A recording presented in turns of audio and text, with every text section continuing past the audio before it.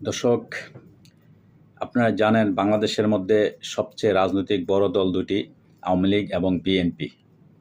এই দুইটা দল দীর্ঘদিন যাবৎ বাংলাদেশে রাজনীতি করে আসছে এবং দেশের শাসনভার তারা গ্রহণ করছে। তারা দেশ চালাইছেন, দেশ চালানোর অভিজ্ঞতা তাদের দুজনেরই আছে।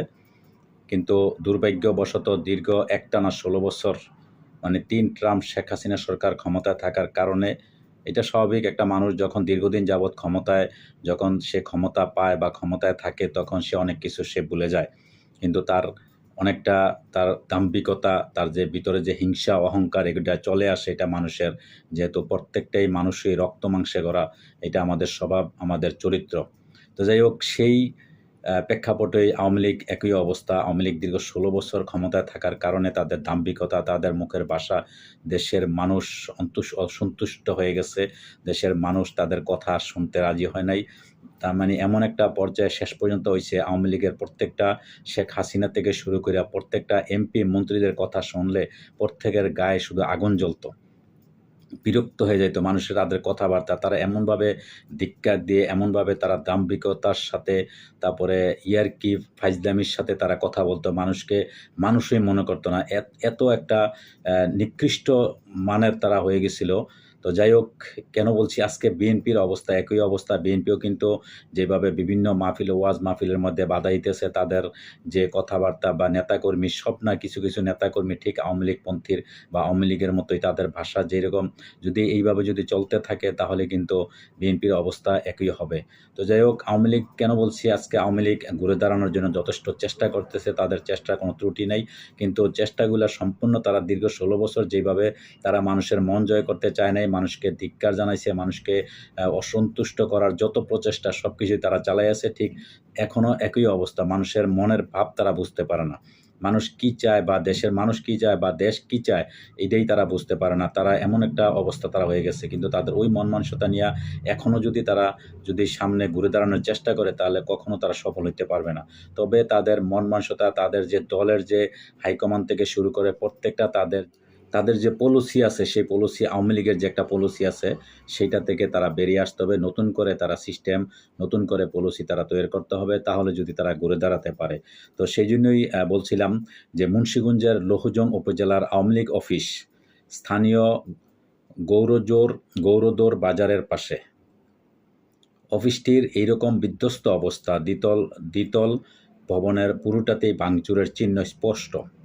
মূল ফটকে ঝুলছে তালা, ভিতরে পড়ে আছে আসবাবপত্র ধ্বংসাবশেষ। অফিস জনমানব শূন্য। তাদের সঙ্গে কথা বলতেই জানা গেল, একসময় আওয়ামী লীগের নেতাকর্মীদের আনাগোনায় ভরপুর থাকত অফিস প্রাঙ্গণ। প্রচুর লোক আসত, রমরমা অবস্থা। এখন কেউ আসে না, বললেন ওহিদুল ইসলাম নামে একজন। কেন আসে না, এমন প্রশ্নে উত্তর, সবাই তো পালাইছে, কেউ গ্রামে নাই, একটা নেতাও নাই। সরজমিনে খোঁজ নিয়ে পাওয়া যাচ্ছে, মুন্সিগঞ্জে দলটির বেশিরভাগ নেতাই এলাকা ছেড়ে পালিয়ে গেছেন। কেউ ঢাকায়, কেউ বা বিদেশে, বাকিদের কেউ কারাগারে, আর কেউ এলাকায় আছেন স্থানীয়দের বাসায় টাকা পয়সা খরচ করে বিভিন্ন জনকে ম্যানেজ করার মাধ্যমে। মুন্সিগঞ্জের লৌহজং, শ্রীনগর এবং সদর উপজেলা সবখানে ঘুরেই একই চিত্র পাওয়া গেল। এমনকি প্রকাশ্যে ক্যামেরার সামনে কথা বলার মতো কোনো নেতাকেও পাওয়া গেল না। এই অবস্থায় কমবেশি সারা দেশেই, মূলত বাংলাদেশে শেখ হাসিনা সরকার পতনের পর থেকেই সাংগঠনিকভাবে বিপর্যস্ত আওয়ামী লীগ। প্রকাশ্যে নেই নেতাকর্মীরা, দলীয়ভাবে সুনির্দিষ্ট কর্মসূচি বা নির্দেশনা নেই তৃণমূলে। এ অবস্থায় আওয়ামী লীগ সভানেত্রী শেখ হাসিনা দলটির সব স্তরের নেতাকর্মীদের সঙ্গে প্রথমবারের মতো ভার্চুয়ালি মিটিংয়ে বসতে চাচ্ছেন বলে খবর পাওয়া যাচ্ছে। উদ্দেশ্য নেতাকর্মীদের সাংগঠনিকভাবে সক্রিয় করে তোলা। দলটির যুগ্ম সাধারণ সম্পাদক বাহাউদ্দিন নাসিম বলছেন, অচিরেই দলের পক্ষ থেকে কর্মসূচি দেওয়া হবে। দাফে দাফে কর্মসূচিতে হরতালের কথাও চিন্তাভাবনা করা হচ্ছে। কিন্তু তৃণমূলে যে দুর্বল অবস্থা, সেখানে দলকে চাঙ্গা করা চ্যালেঞ্জ হবে বলেই অনেকে মনে করেন। রাজনীতি বিশ্লেষক জুবাইদা নাসরিন বলেন, গণঅভ্যুত্থানে পতন হওয়ার পর আওয়ামী লীগ দল হিসেবে জনগণের মুখোমুখি কীভাবে হবে, সেটা হচ্ছে দলটির জন্য সবচেয়ে বড় চ্যালেঞ্জ। তিনি বলেন, চ্যালেঞ্জ হচ্ছে আওয়ামী লীগ জনগণের সামনে কিভাবে আবার দাঁড়াবে, মানে কি কৌশল নিয়ে দাঁড়াবে, কি বার্তা নিয়ে দাঁড়াবে, কি উদ্দেশ্য নিয়ে দাঁড়াবে এবং কি কর্মসূচি নিয়ে দাঁড়াবে, আবার জনগণের সামনে আসলেও জনগণ তাদের বার্তাকে কিভাবে নেবে, এগুলো এখনও অনিশ্চিত। আওয়ামী লীগের একটি জেলার ইউনিয়ন পর্যায়ের নেতা তোরাব আলী, এটি তার ছদ্মনাম। মিস্টার আলী গত 5ই আগস্টের পর থেকেই পালিয়ে বেড়াচ্ছেন, বিশেষত রাতে বাসায় থাকেন না। পরিচয় গোপন রাখার শর্তে তার সঙ্গে কথা বলা হয়। মিস্টার আলী জানাচ্ছিলেন, দলের কোনো খোঁজখবর তার কাছে নেই। সবাই তো আছি দৌড়ের উপরে, দলের কাজ কাম নিয়ে আমাকে কোনো পরিকল্পনা নাই। নিউট্রাল অবস্থায় আছি, কারোর সঙ্গে যোগাযোগ হয় না, আর কেউই নাইও। তৃণমূলের এই নেতা দলের নির্দেশনা নিয়ে অন্ধকারে আছেন, তবে তার চেয়ে বেশি ক্ষুব্ধ হয়ে আছেন তার বাসায় নিজ দলের কিছু দুর্নীতিবাজ নেতাদের ওপর। বলছেন, খারাপ লোকদের দল থেকে বের করতে হবে। যে নির্যাতন এখন আমরা হইতেছি, এটা নিয়ে ভাই বহু দুঃখ মনের মধ্যে। অনেক সময় সারাদিন চোখের পানি ফেলি, মনে মনে ভাবি দুর্নীতিবাজ নেতা যারা অন্যায় করছে তাগো জন্য এখন পলায় থাকতে হয়, জেল খাটতে হয়, রাইতে বাগানে থাইকা মশার কামড় খাইতে হয়, মামলা খাইতে হয়। কিন্তু কেন আমি এইসব ভোগ করুম? যারা দুর্নীতি করছে ওদের জন্য আমার অশান্তি। ওরা যদি দলের ভিতর থাকে তাইলে আমরা আর এর মধ্যে মাথা ঘামাবো না। দলের পরিশুদ্ধ করা লাগবো, বদলানো লাগবো। এই ব্যক্তি এমনকি রাজনীতি ছেড়ে দেওয়ার কথাও ভাবছেন। তবে সবাই যে এমন অবস্থায় আছেন তা নয়, ক্ষোভ থাকলেও সাংগঠনিক নির্দেশনার অপেক্ষাতেও আছেন অনেকে। তাদেরই একজন আওয়ামী লীগের একটি অঙ্গ সংগঠনের নেতা এরশাদুল বারী ছদ্মনাম। ওনারা দলের শীর্ষ নেতারা যে আমাদের কোনো দিক নির্দেশনা না দিয়ে চলে গেল এবং এরপরে প্রায় 4-5 মাস কোনো খোঁজখবর রাখে নাই, অথচ ওনারা সেফ জোনে আছেন। এটা আমাদের কর্মীদের মধ্যে একটা হতাশা তৈরি করছে। কিন্তু এখন আবার পরিস্থিতি ধীরে ধীরে স্বাভাবিক হচ্ছে, এখন অনেকেই খোঁজখবর নিচ্ছেন। কিন্তু কি করতে হবে সে বিষয়ে দলীয় কোনো নির্দেশনা কি পেয়েছেন এমন প্রশ্নে নির্দেশনা পাওয়ার কথা জানাচ্ছে মিস্টার বারী। নির্দেশনা হচ্ছে, আগে নিজেকে সেফ রাখতে হবে, প্রস্তুত হতে হবে এবং ধৈর্য ধরতে হবে। আমাদের অঙ্গ সংগঠনের সভাপতি আমাকে ফোন করছিলেন, এটাই বলছিলেন তিনি। এরপর জানতে পেরেছি অচিরেই দলীয় সভানেত্রী শেখ হাসিনা আপা বক্তব্য দেবেন, ভার্চুয়ালি মিটিং হবে, সেখানে আমাদের জুমে কানেক্ট হতে বলেছেন। সেখানে আপা শেখ হাসিনা যে নির্দেশনা দেবেন তার আলোকে কাজ করতে হবে। ছাত্র জনতার অভ্যুত্থানে শেখ হাসিনা দেশ ছেড়ে পালানোর পর দাফে দাফে তাকে নেতাকর্মীদের সঙ্গে যোগাযোগ স্থাপন করে প্রকাশ্যে আসতে দেখা গেছে। যদিও প্রকাশ্যে আসতে বলতে ফোনালাপ এবং বিবৃতির মাধ্যমে বক্তব্য দেওয়া প্রথমবারের মতো শেখ হাসিনা ফোনালাপের মাধ্যমে নেতাকর্মীদের সামনে আসেন আওয়ামী লীগ সরকারের পতনের 1 সপ্তাহ পর। গত 12ই আগস্ট সেই সময় একটি জেলার আওয়ামী লীগ নেতার সঙ্গে তার কথোপকথন সামাজিক যোগাযোগ মাধ্যমে ছড়িয়ে দেন দলের নেতারা। এরপর মাসখানেক ধরে শেখ হাসিনা কথা বলছেন মূলত বিভিন্ন এলাকার তৃণমূলের অপরিচিত নেতাদের সঙ্গে। এইসব ফোনালাপ পরে প্রকাশ পেয়েছে সামাজিক যোগাযোগ মাধ্যমগুলোতে। তবে তৃতীয় দফায় এসে তাকে প্রথমবারের মতো কথা বলতে দেখা যায় দলীয় কোনো ফোরামে, যেটা শুরু হয় গত সেপ্টেম্বর মাসে। মূলত প্রবাসী আওয়ামী লীগের বৈঠকে ভার্চুয়ালি যোগ দেন তিনি।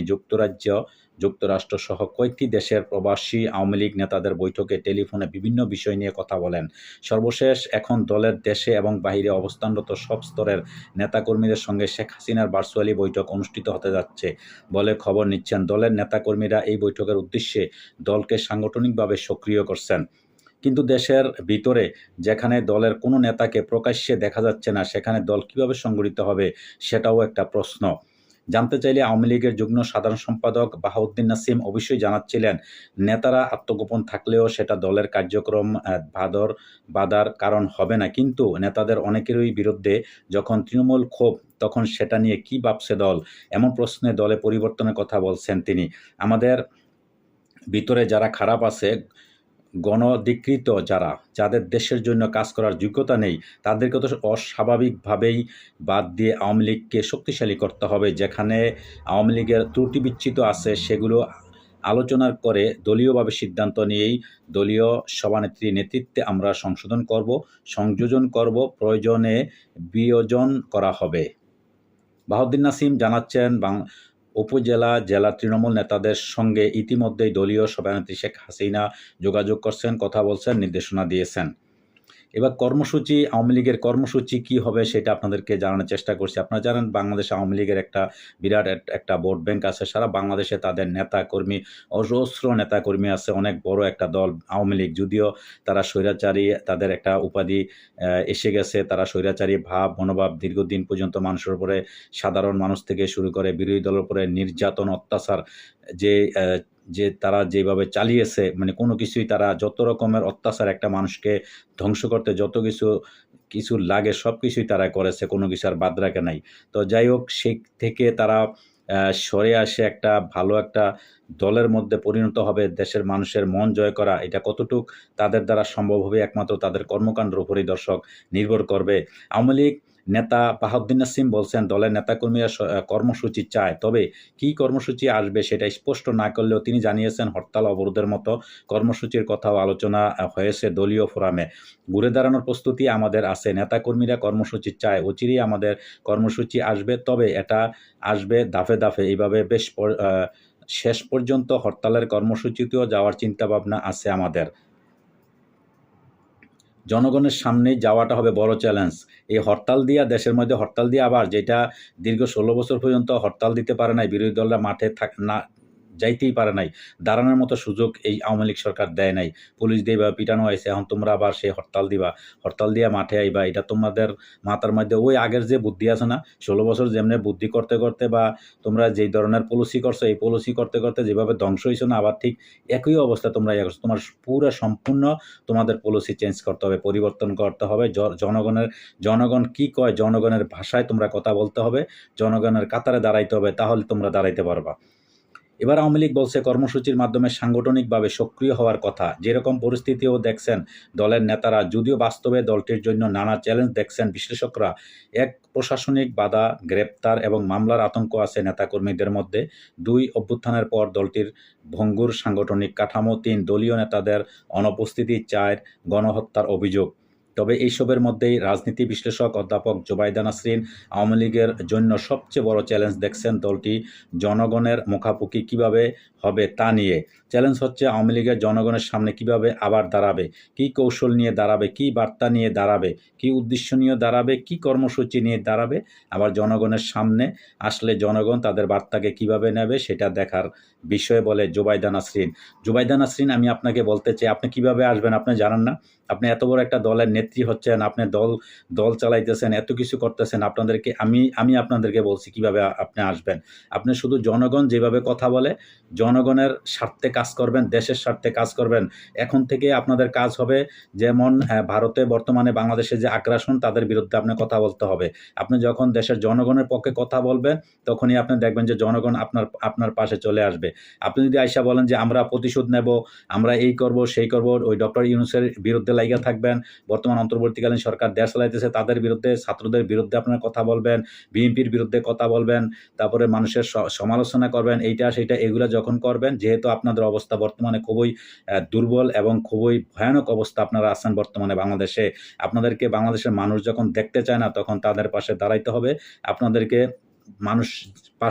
একজনের পাশে দাঁড়াইতে হবে, তার ভাষায় কথা বলতে হবে, তারপরেই আপনারা দাঁড়ানোর সুযোগ পাবেন। কিন্তু আপনারা আইসেই প্রথমেই আপনারা বলছেন, আপনাদের যে পলিসি প্রথমেই বলছেন আপনারা হরতাল দিবেন, এই নিয়ে আপনাদের দেশে আপনারা আবার দলে আবার দাঁড়ানোর চিন্তা ভাবনা করছেন, আবারও আপনারা ঘুরে দাঁড়াবেন।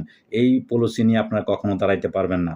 আপনাদের পুরো সিস্টেম চেঞ্জ করতে হবে। আপনারা মানুষের সাথে মিশতে হবে, মানুষের ভাষা বুঝতে হবে, মানুষের সাথে দাঁড়াইতে হবে, দেশের পক্ষে দাঁড়াইতে হবে, দেশের সার্বভৌমত্ব, দেশের যে আপনাদের যে দেশের যে স্বার্থ, এই স্বার্থর ব্যাপারে আপনার কথা বলতে হবে। তাহলেই আপনারা ইনশাল্লাহ দাঁড়াইতে পারবেন। এই আশা করি আপনারা অবশ্যই বুঝতে পারছেন। দর্শক, ভালো থাকবেন। আল্লাহ হাফেজ।